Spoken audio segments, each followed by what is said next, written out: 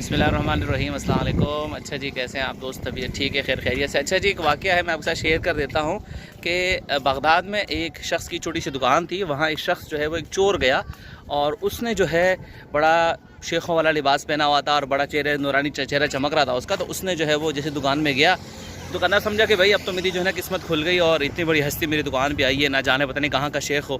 اس نے جو ہے نا سمجھا کہ اب تو میری دکان بہت اوپر جائے گی۔ خیر، شیخ صاحب نے سلام کیا اور کہا کہ حضرت انشاءاللہ خریداری تو آپ سے ہوگی سونے کی، لیکن میں ایک بہت بڑی مسجد بنوا رہا ہوں، میں چاہتا ہوں کہ ہر انسان کو اس میں جو ہے نا نیکی کرنے کا موقع ملے، اس کو ثواب ملے، تو کیوں نہ آپ اس میں جو ہے نا کوئی کنٹریبیوشن کریں اور اس میں جو ہے اپنا حصہ ملائیں۔ اس نے کہا ٹھیک ہے حضرت۔ اس نے کہا بے شک آپ 1 درہم دے دو۔ اس نے 1 درہم 2 درہم نکال کے دے دیے۔ تو ابھی حضرت صاحب وہ درہم جیب میں ڈالنے والے تھے شیخ صاحب کہ ایک عورت آئی دکان میں، وہ سیدھی جا کے حضرت صاحب کے پاس پہنچی، اس کا ہاتھ پکڑ کے بوسہ دیا، چوما، اس کا آنکھوں کو لگا